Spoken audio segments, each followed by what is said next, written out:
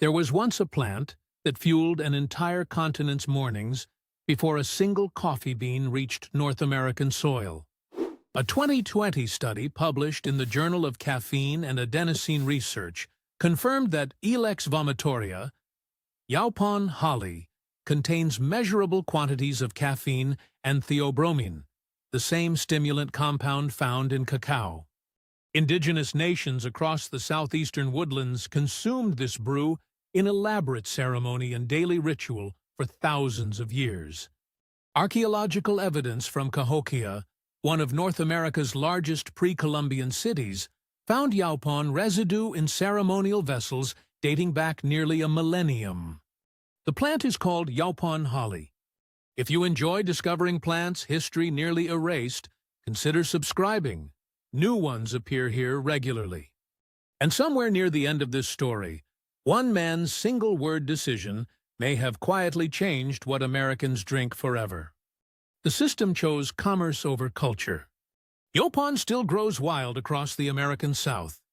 It has never needed human management to survive. It simply waited. History rarely forgives the erasure of abundance. Long before colonial ships arrived, the Timucua, Catawba, and Muskogee peoples had built entire social systems around Yaupon. The drink was called the black drink, a deep, smoky infusion served in lightning whelk shells before councils, hunts, and trade negotiations. It was not merely refreshing, it was diplomatic currency. Shared cups sealed alliances and opened trade routes spanning hundreds of miles. The plant itself required no cultivation.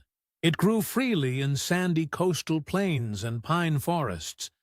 Shrubs reached up to 15 feet tall, producing small red berries and glossy evergreen leaves year-round. Harvests were always available. This was not a seasonal luxury. It was a perennial infrastructure. The caffeine content rivals that of green tea.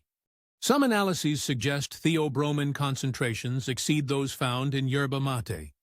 Yet no grocery shelf in America carries it today. The erasure of Yaupon was not botanical. It was deliberate. A continent traded its native stimulant for an imported one. The forest never forgot what the market chose to ignore. In 1753, Carl Linnaeus assigned Yaupon its formal scientific name, Ilex vomitoria. That second word, vomitoria, would define the plant's reputation for centuries. European naturalists before Linnaeus had observed the ceremonial black drink in large ritual quantities, consumed by participants deliberately purging before sacred rites. The emetic effect was intentional, ritualistic, and culturally specific, not a property of ordinary consumption. Yet Linnaeus embedded that association permanently into the plant's scientific identity. No other Native American stimulant received such a classification. The naming was not neutral science, it was a commercial death sentence. English and European merchants competing to sell tea and coffee needed American consumers to reject alternatives. A plant named after vomiting was an easy product to avoid. Historians of botany have since noted the asymmetry.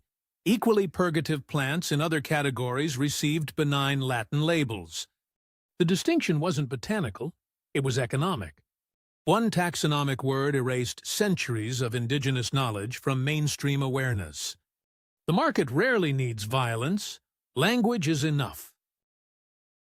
Yaupon is the only plant native to North America that produces caffeine in quantities sufficient for a stimulant beverage. Every other caffeinated drink consumed on the continent, coffee, tea, maté, guaraná, originates from another hemisphere. Yaupon leaves contain caffeine, theobromine, and chlorogenic acids, the same antioxidant compounds that make coffee and green tea commercially valuable. Chlorogenic acid has been studied extensively for its role in modulating inflammation pathways. The phytochemical profile is competitive with any imported stimulant plant. The plant requires no irrigation in its native range. It tolerates salt spray, poor sandy soil, and drought conditions that would eliminate most cultivated species. It propagates readily from cuttings. It needs no pesticide support to thrive in the landscape it evolved for. In short, it is precisely the kind of crop the industrial model cannot easily monetize, because nature already grows it for free. Free abundance is the system's deepest inconvenience.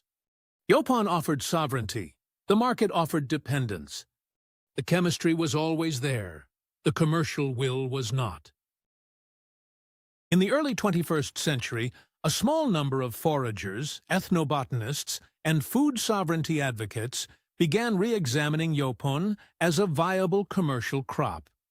Researchers at the University of Florida published profiles of its phytochemical composition, confirming what indigenous knowledge had always documented. Small artisan producers in North Carolina, Georgia, and Florida began harvesting wild stands and processing the leaves for retail sale. Consumer response was quiet but consistent. A smoky, earthy, mildly vegetal flavor compared to green tea with slightly more depth. The caffeine effect was described as smooth, without the sharp spike and crash associated with high-dose coffee. Ethnobotanist Charles Mifsud documented over 40 distinct tribal traditions involving Yaupon across the southeastern United States. The pattern was clear. This was not a marginal plant. It was a foundation species for human ritual across the region. Yaupon's story is not one of obscurity. It is one of engineered forgetting. Colonization did not merely claim land. It reclassified what was edible, valuable, and worth knowing. A plant that needed no farm, no ship, and no tariff was simply inconvenient to acknowledge. The modern rediscovery is small but deliberate. It tastes like rebellion steeped in forest soil. Yaupon holly is native to the Atlantic coastal plain, ranging from Virginia south through Florida and west into Texas. It is classified as a broadleaf evergreen shrub, frost-tolerant, salt-tolerant, and highly adaptable to disturbed landscapes.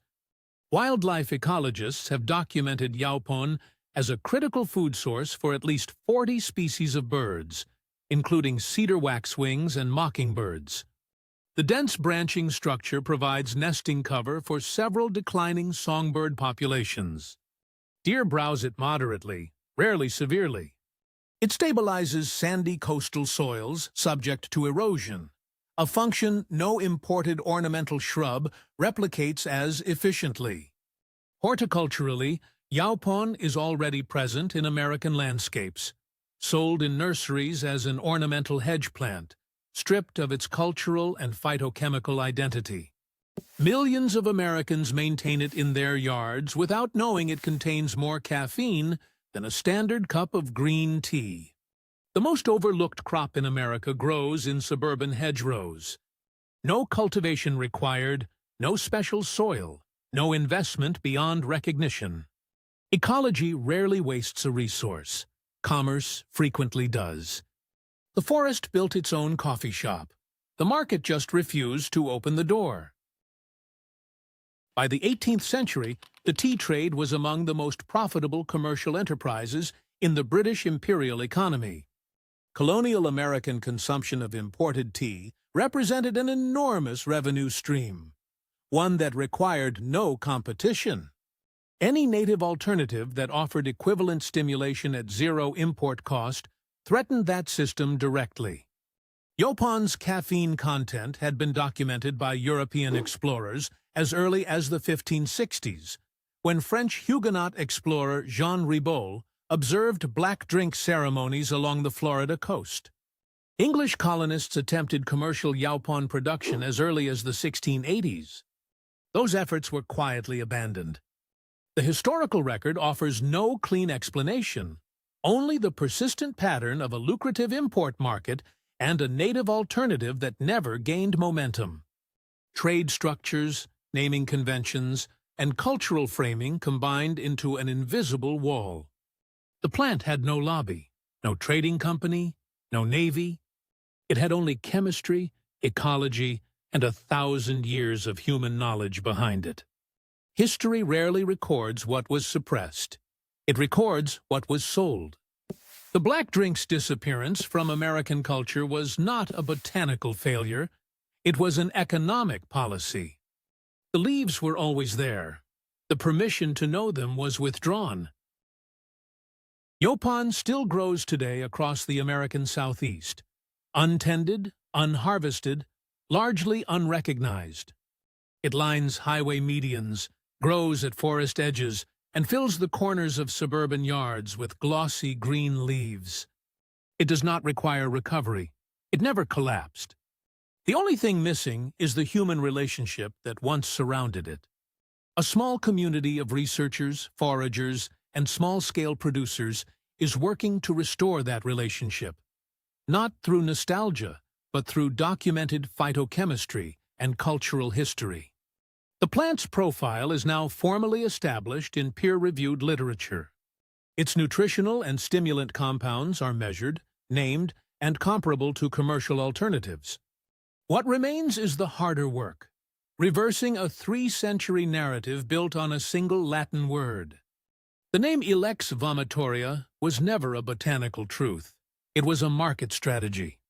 Every forest that holds a Yaupon thicket holds a small archive of what the continent once knew. Plants do not forget. They simply wait for the right question.